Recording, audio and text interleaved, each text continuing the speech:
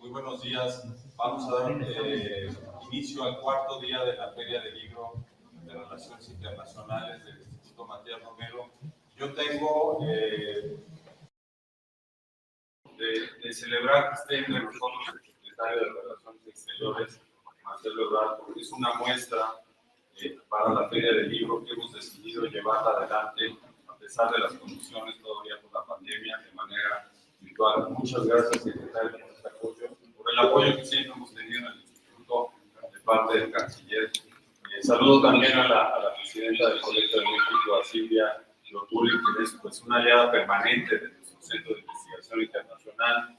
Le doy la bienvenida con mucho gusto a la embajadora Roberta Layún, que es una de las personas clave en la elaboración de la obra que vamos a presentar, la coordinadora, que también es autora del artículo dentro de este libro, y a Paolo Ricuzzi, que también es coordinador, un académico del Colegio de México, para presentar una obra de la que yo no voy a hablar, porque para eso están ellos y ellas.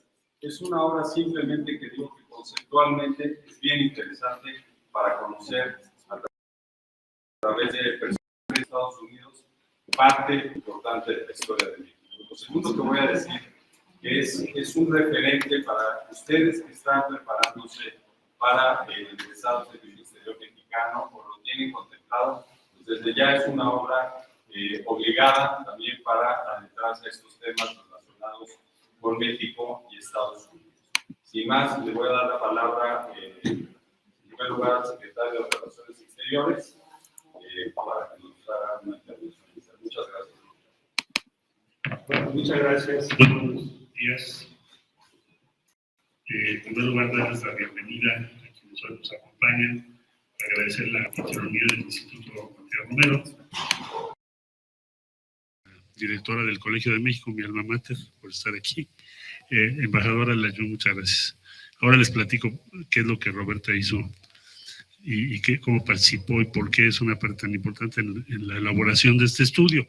Y bueno, diría también muchas gracias, pues, Pablo, por todo tu trabajo y a quienes son coautores, veo por ahí a Celia Toro. ¿Y quién me faltó? Y Erika Pan. No, bueno. Entonces, ¿qué nos convoca el día de hoy? Bueno, este texto que se presenta se deriva de una reflexión que seguramente varios de los que estamos aquí, varios de los que estamos aquí, hemos hecho, que es la revisión del peso de cada uno de los embajadores de Estados Unidos en México, en función de sus propias personalidades, vínculos en los Estados Unidos, peso ideológico u orientación ideológica y política en la historia de las relaciones entre los dos países. La gran pregunta es, bueno, no es por qué es importante el libro, sino más bien la pregunta es que viene, o la respuesta viene a subsanar algo que nos faltaba, que es muy importante. ¿Qué nos faltaba? Nos faltaba revisar precisamente la trayectoria, peso, acontecimientos derivados de cada uno de los embajadores más importantes en momentos críticos para México.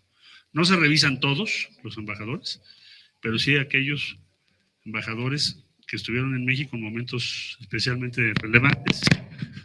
Evidentemente van ustedes a encontrar, en primer lugar, hola Miguel, y van ustedes a encontrar al embajador Joel R. Poinsett, de memoria muy subrayada en nuestra historia, iba a decir de triste memoria, pero a lo mejor no para todos es de triste, pero para México fue muy polémico.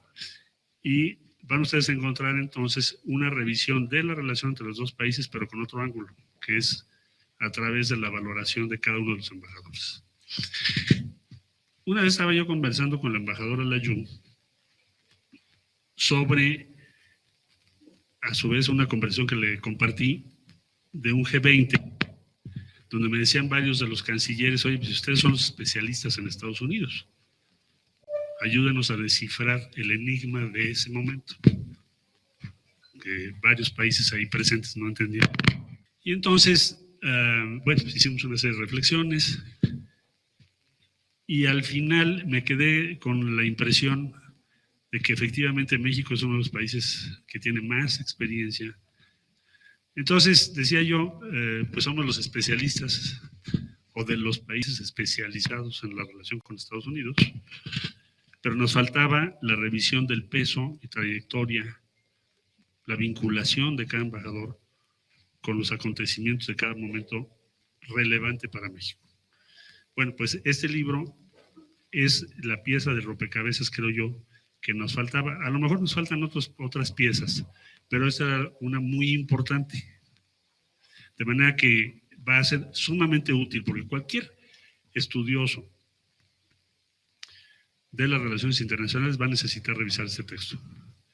Todas las personas que se están preparando para conducir o participar en la política exterior de México creo que lo van a tener que leer, que revisar por lo importante que es, pero también el público en general, porque explica muchas de las circunstancias que hemos vivido y tal vez responde, creo yo, sin duda, a preguntas relevantes que todas y todos tenemos respecto a la relación entre los dos países y qué cabe esperar en los próximos años. A veces me da la impresión de que hay una opinión que tiende a maximizar la posibilidad de conflicto. Es como la conducta espera. Cada vez que dices, va a haber una reunión de algo con Estados Unidos, si lo pusiéramos en términos de apuestas, es 80% va a salir mal, vamos a tener dificultades. O bien está la otra posición, si ustedes quieren la contraria, en términos de opuesta. Desde luego que es una relación muy compleja. Mañana vamos a tener el diálogo de alto nivel de seguridad, que es un tema extraordinariamente complejo.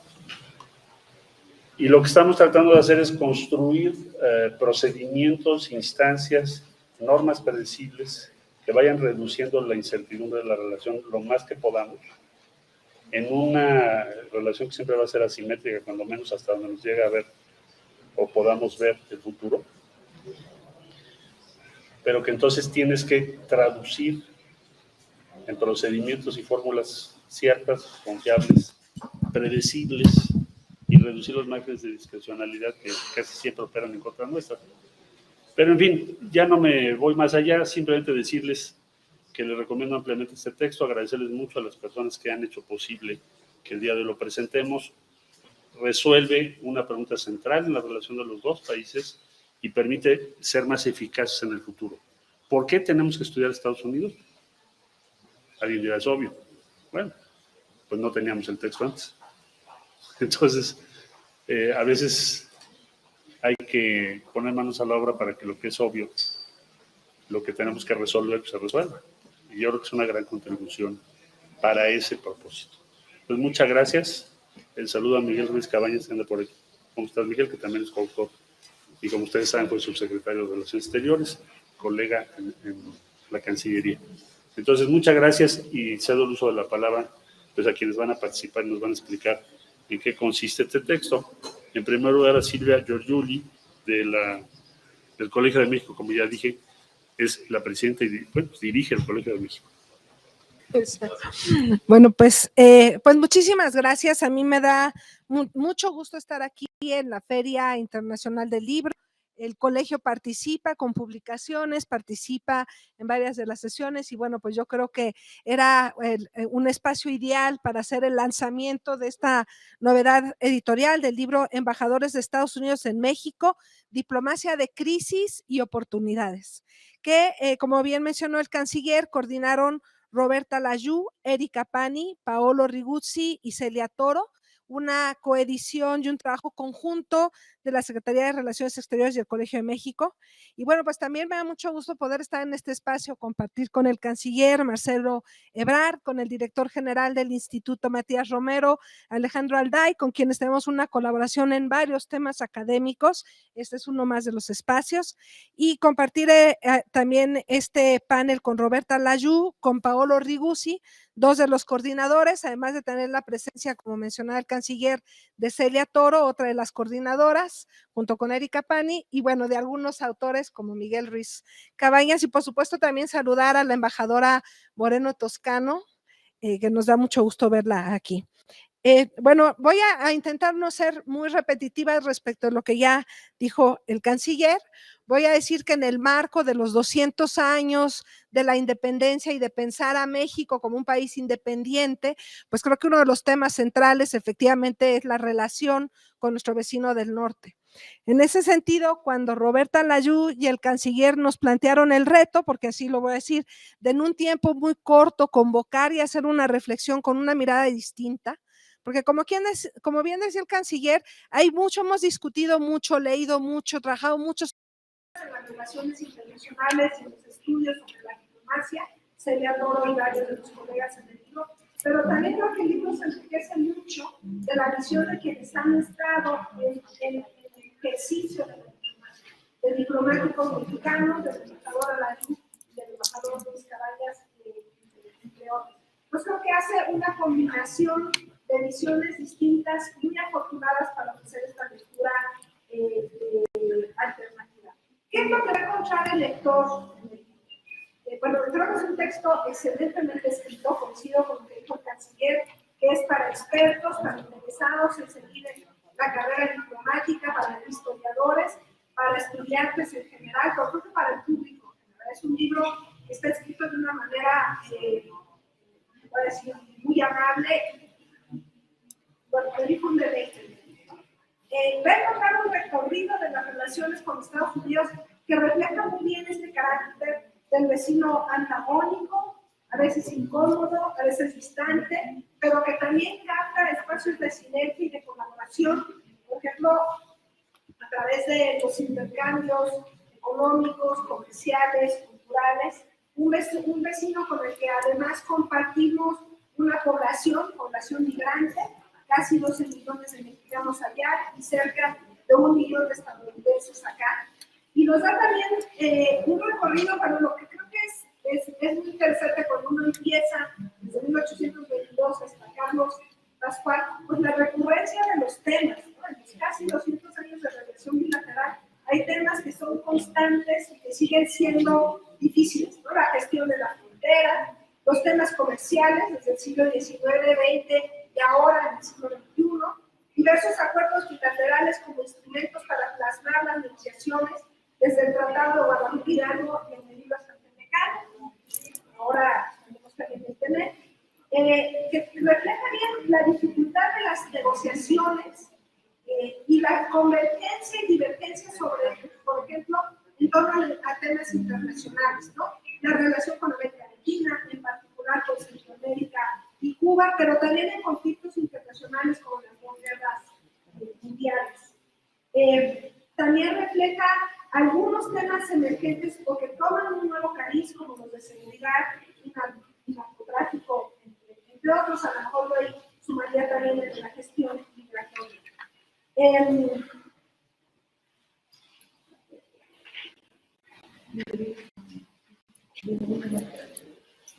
Creo que en esta revisión de los datos constantes de una complejísima relación, algo que a mí me parece muy interesante del libro, que también resaltó el canciller, es esta lectura a través del perfil de los embajadores, y en decir que el perfil de los embajadores importa en la forma en que tenemos la relación. De dónde vienen, el dominio del español, las experiencias internacionales previas, la relación que tienen con el gobierno en Washington, la capacidad que tienen para leer y entender el contexto mexicano, que define en gran medida, como bien se refleja en el libro, la intensidad y la calidad de la relación. Hay ejemplos, cuando no voy a entrar en detalle, pero hay ejemplos muy interesantes que ilustran lo que Luis Cabañas menciona, una diplomacia muy sofisticada, y también la necesidad de una diplomacia basada en la confianza, en la confianza como algo que define la relación, que se encuentra a lo que hace referencia en concreto el capítulo de Celia Toro y de Mario Arriagada. Y bueno, también, y con esto cierro, en este recorrido, la opción de ver la relación como un problema o como una oportunidad, como bien menciona también el capítulo de Roberta Layú.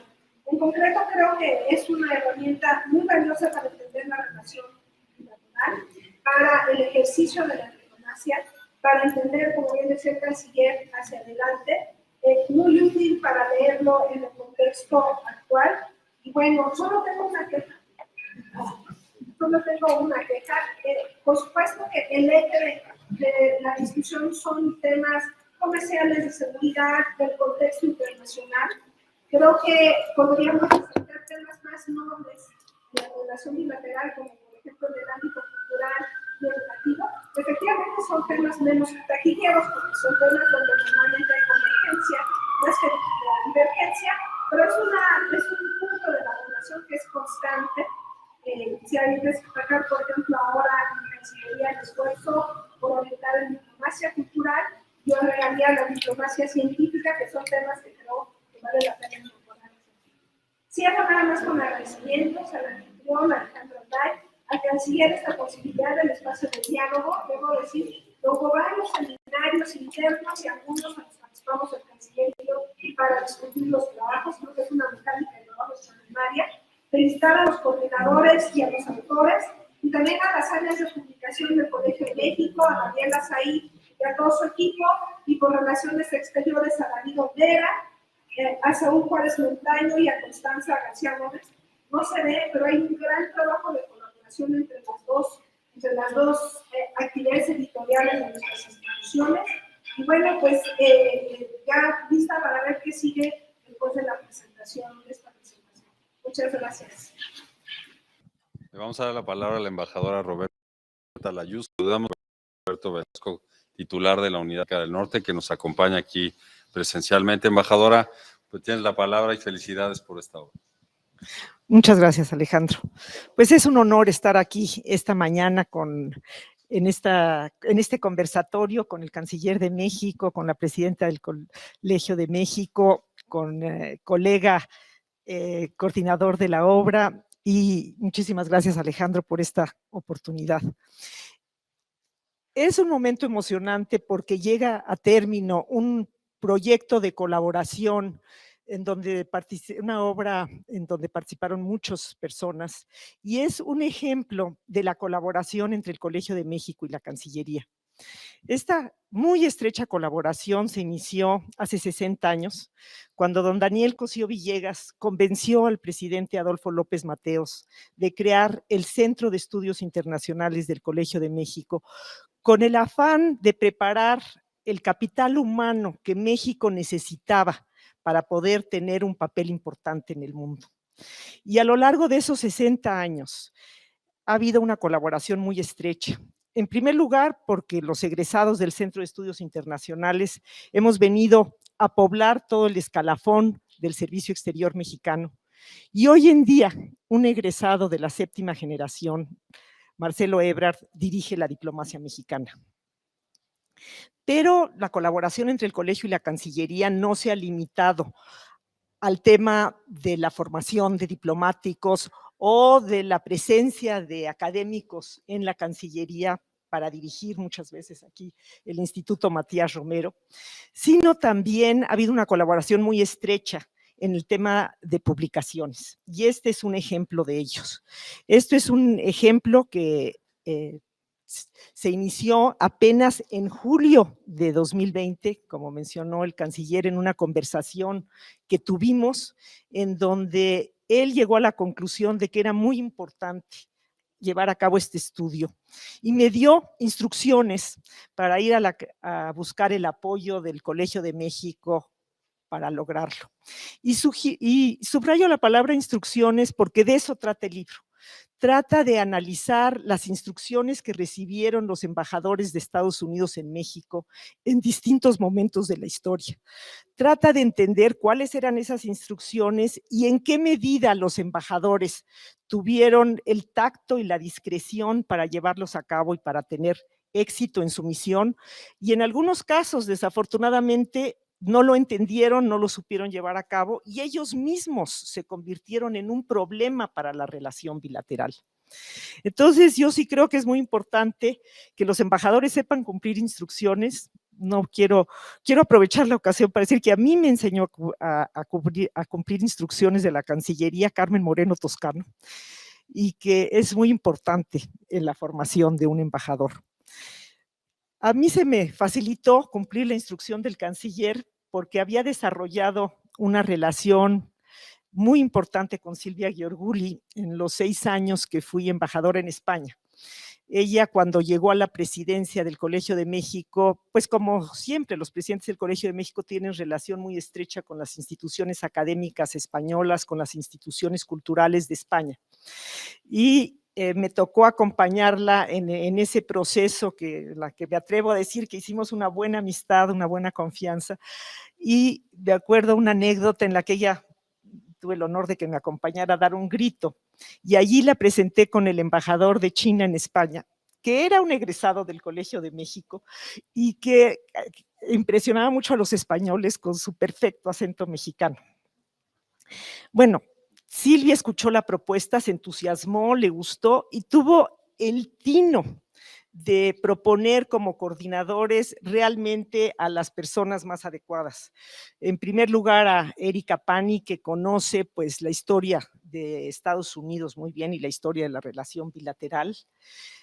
A Paolo Riguzi, con un increíble, muy férrea disciplina académica y que es experto pues en la segunda mitad del siglo XIX, la primera del XX, y a Celia Toro, que probablemente conoce mejor que nadie la relación bilateral México-Estados Unidos en el siglo XX y XXI.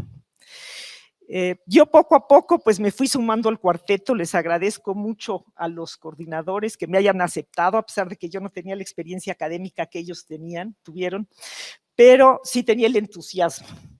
Y vino como teníamos un tiempo limitado, pues la necesidad de empezar a invitar a todos los autores, se invitó a personas, todos ellos especializados en el periodo histórico que se decidió, que se iba a analizar, todos ellos ya habían escrito sobre el tema con una gran trayectoria, la mayor parte de ellos pues son personas muy bien catalogadas dentro del Sistema Nacional de Investigadores, hay talentos nuevos y bueno, pues 2 embajadores, Miguel Ruiz Cabañas y yo, que nos sumamos a este proyecto con todo entusiasmo. Apenas tuvimos en noviembre de 2020 la primera sesión a la que han hecho mención, en la que, pues con el entusiasmo del canciller y de la presidenta del Colegio de México, se entusiasmaron todavía más los autores, que son los que realmente son el corazón de esta obra. Voy a mencionar por orden cronológico y agradecer a todos ellos su dedicación, su entusiasmo, los extraordinarios textos que hicieron y que hayan cumplido en tiempo y forma para que sea posible que el día de hoy estemos presentando esta obra.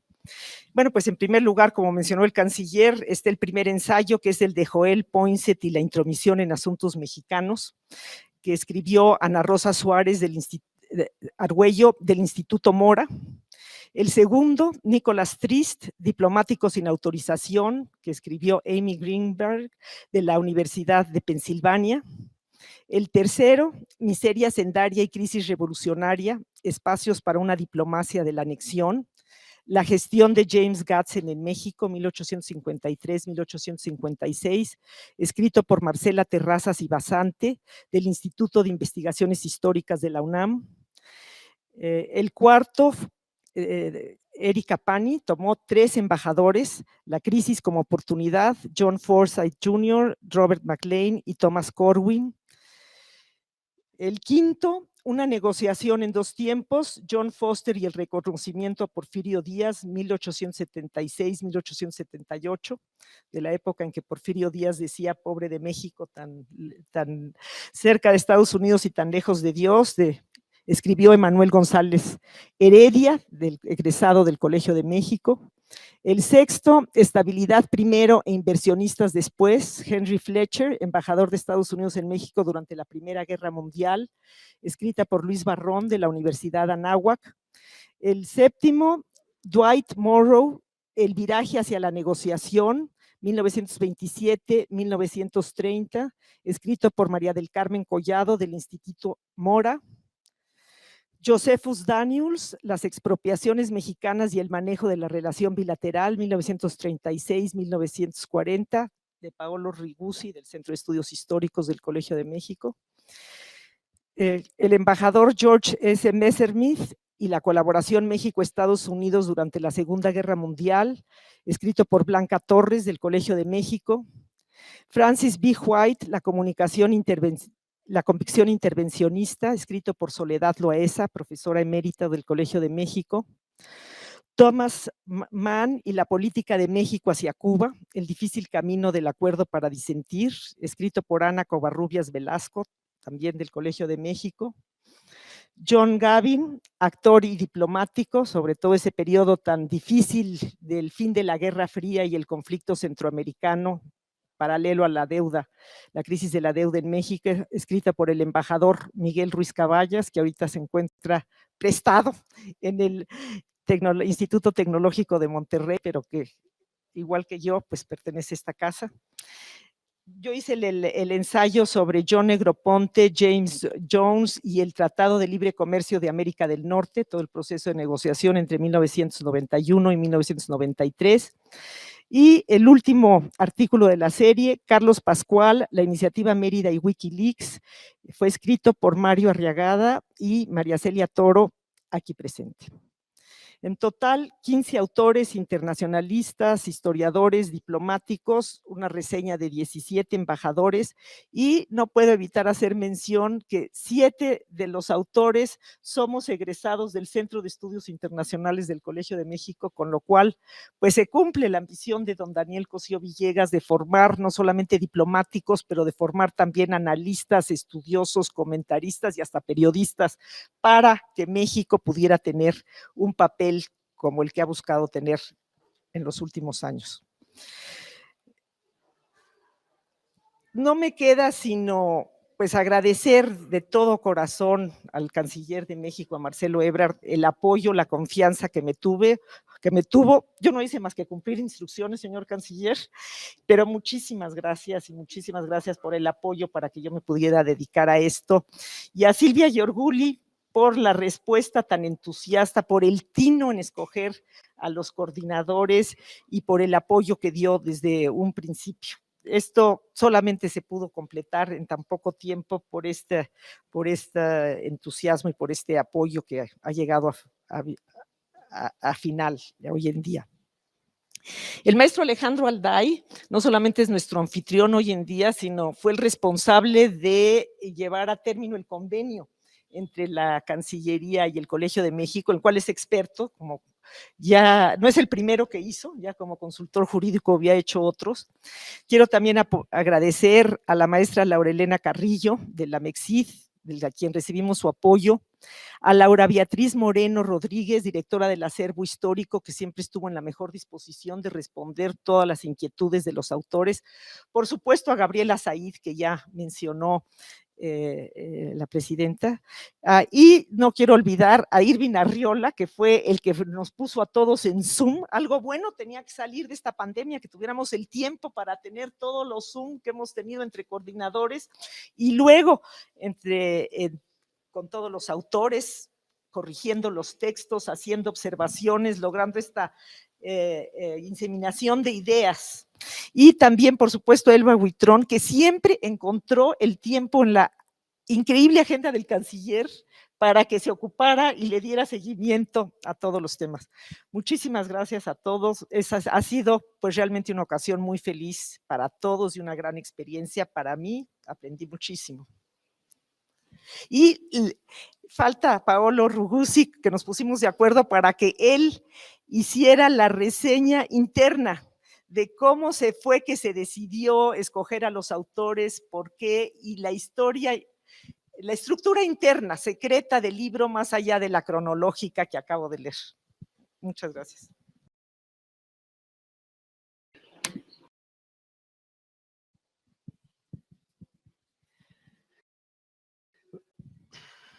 Buenos días.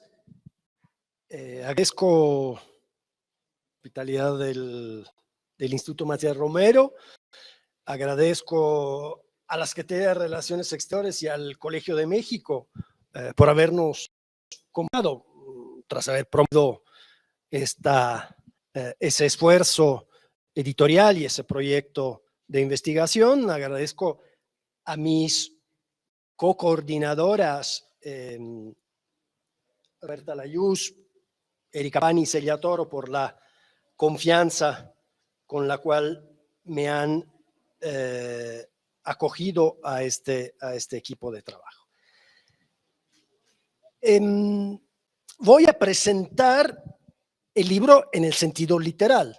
Yo lo conozco, soy entonces un insider en este sentido, y lo presento a ustedes. No lo evalúo, evidentemente. Esa es tarea de otros que descubrirán méritos si los hay y también fallas o matices. Entonces, empiezo con el título para proponer algunas claves de lecturas que pueden ser de interés para ubicar este esfuerzo colectivo. Embajadores de Estados Unidos en México, diplomacia de crisis y oportunidades. Embajadores, hay tres connotaciones. En primer lugar, hay que decir que es correcto usarlo en masculino, porque todos los embajadores estudiados son varones, pero no es por un sesgo, digamos, de los autores o de los coordinadores, sino más bien porque, como ustedes saben, Roberta Jacobson fue la primera embajadora mujer designada por el presidente Obama en México entre 2006 y 2018. Y pese a que Jacobson es una figura muy relevante en la diplomacia y en la política estadounidense, su gestión estaba demasiado cercana a nosotros para tener una perspectiva analítica, y también no nos pareció que correspondía a los criterios de selección. Pero quien se preocupe, digamos, por las cuotas de género, creo que verá con satisfacción que 2/3 partes de los ensayos de este libro son de autoría de académicas. Bueno, luego embajadores sin el artículo determinativo los, a secas, embajadores. ¿Por qué? Porque, como ya se mencionó y lo recordó la embajadora Layuz, el libro contiene estudios sobre 17 diplomáticos estadounidenses seleccionados dentro de un corpus, creo que de 56 o 57 embajadores estadounidenses a lo largo de la historia. Creo que con el embajador Salazar sería el número 57. Es decir, tenemos casi un 30% de los embajadores, uno de cada tres casi. No es la totalidad, pero es una muestra muy representativa. También quiero añadir un matiz de que embajadores en este sentido es una denominación general y convencional, porque México y Estados Unidos entraron en relaciones a nivel de embajada solo en 1898, a finales de 1898. Anteriormente, los representantes eran ministros plenipotenciarios, con la excepción de Nicolás Trist, que fue un enviado extraordinario para negociar el tratado de paz.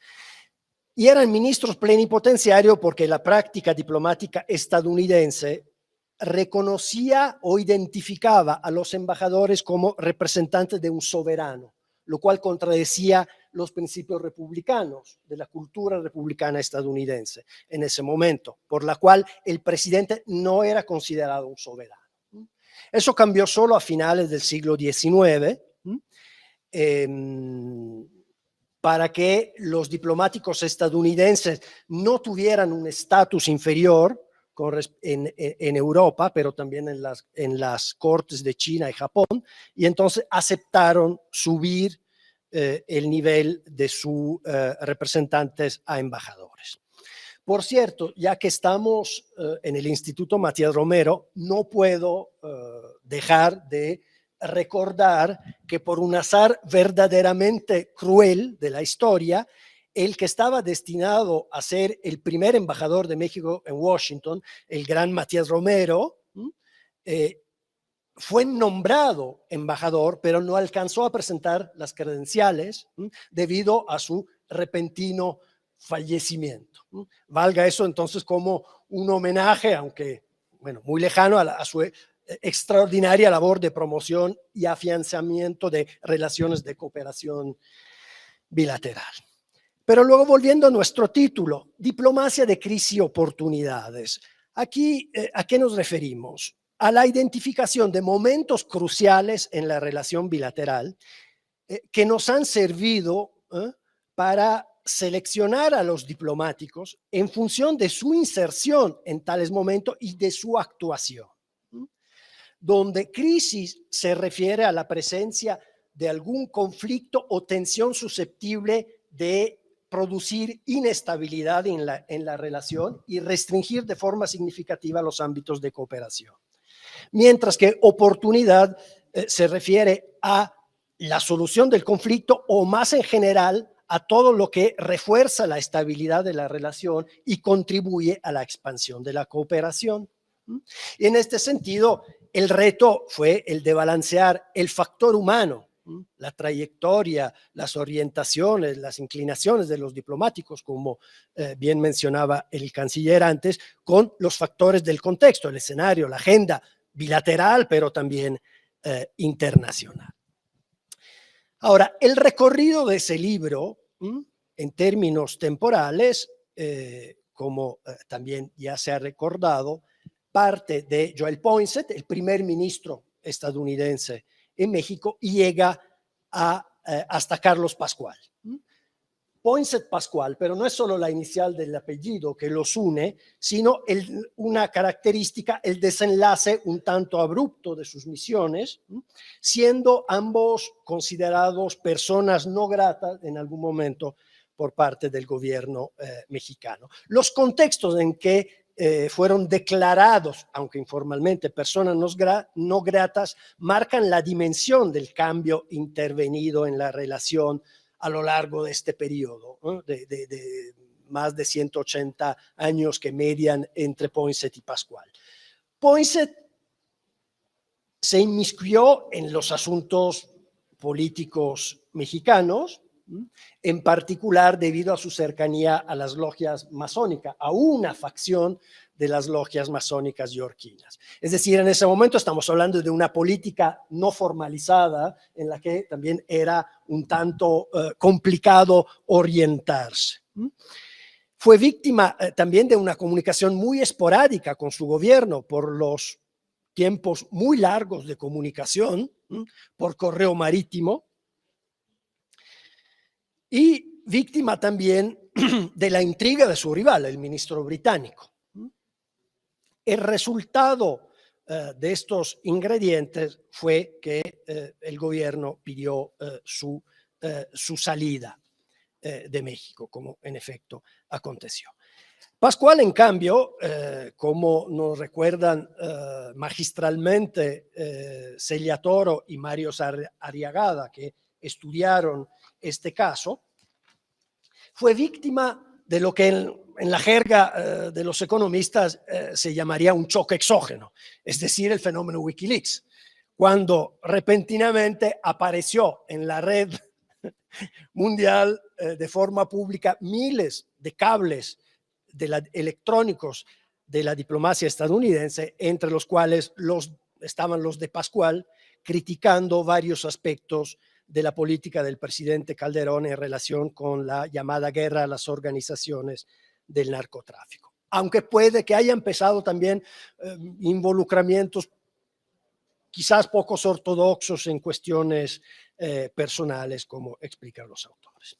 Pero bueno, entre Poinsett y Pascual, ¿qué hay en medio? Hay otros 15 diplomáticos, 6 para el siglo XIX y 9 para el siglo XX. Pero empiezo con recordar quién no está. Recuerdo quién no está porque es Henry Lee Wilson, probablemente uno de los más famosos embajadores estadounidenses, villano favorito, por así decirlo, por su nefasta actuación y participación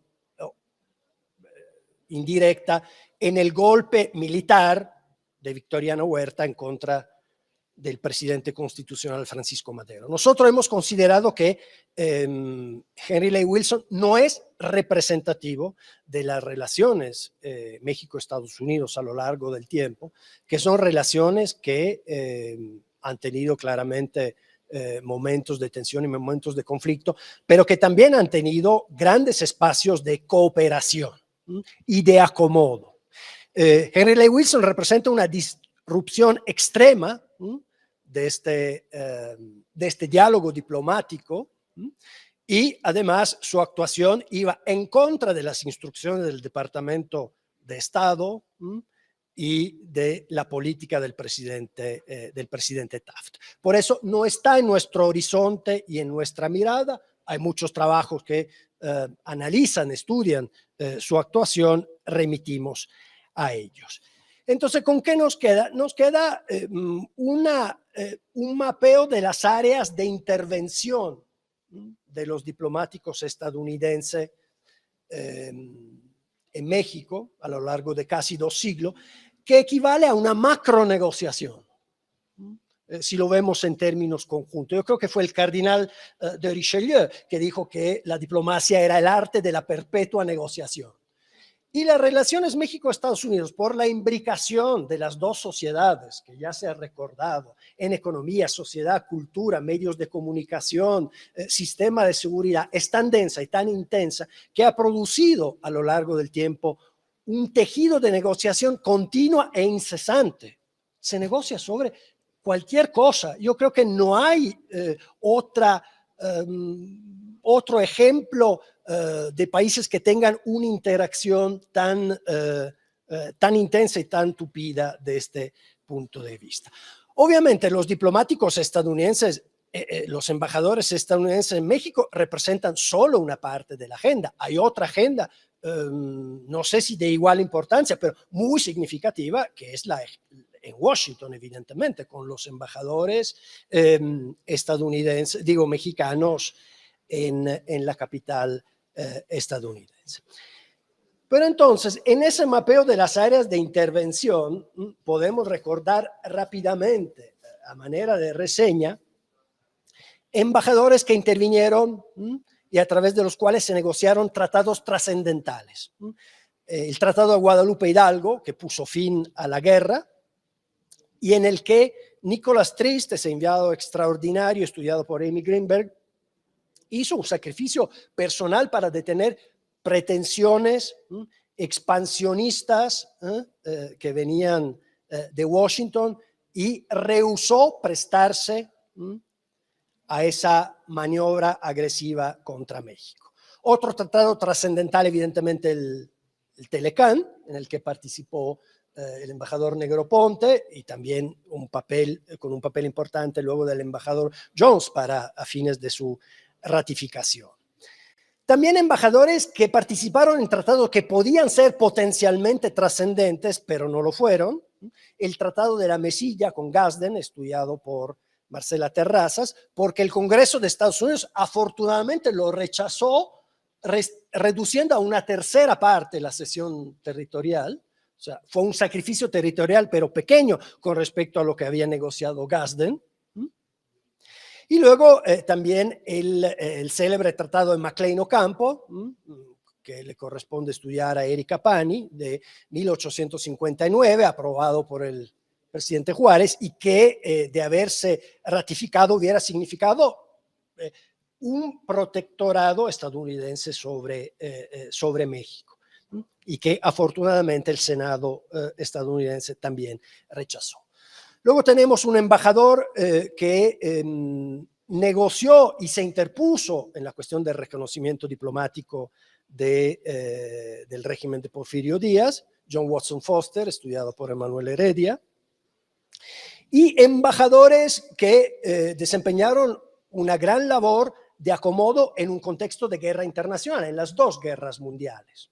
La primera, el embajador Fletcher, estudiado por Luis Barrón, en ese contexto, digamos, de la intervención de Estados Unidos en la Primera Guerra Mundial y de la inestabilidad de la Revolución Mexicana, con un balanceo muy interesante. Por eso él titula muy apropiadamente su ensayo Estabilidad primero, inversionista después, manifestando cuál era la prioridad de la política exterior. Y luego el embajador Messerschmitt en la Segunda Guerra Mundial, estudiado por Blanca Torres, también cómo se pudieron acomodar las presiones tan drásticas del contexto internacional.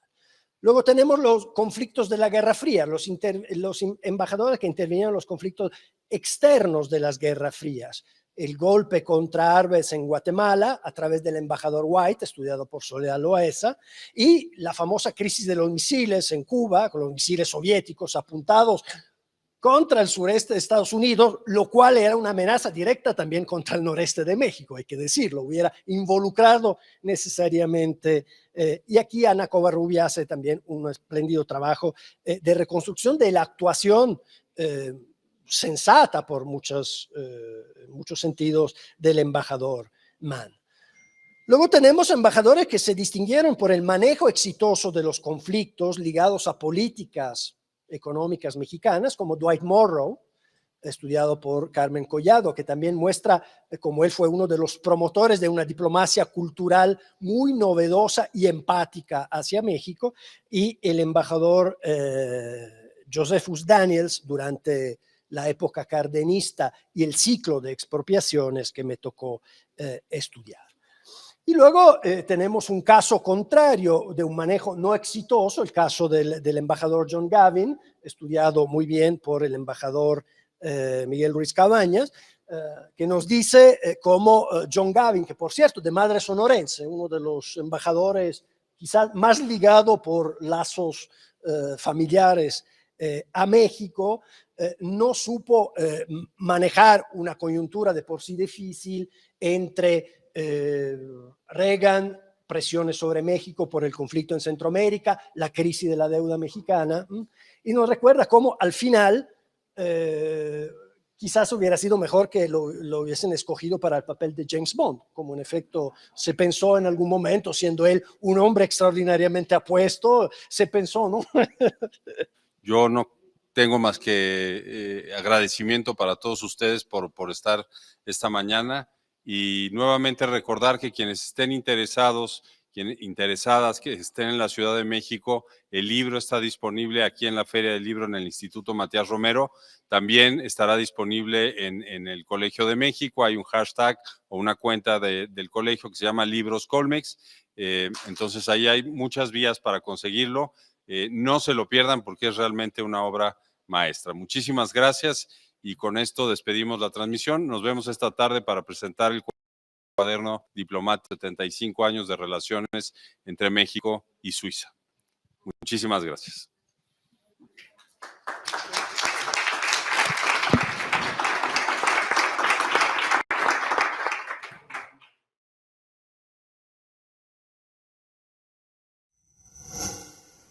Gobierno de México.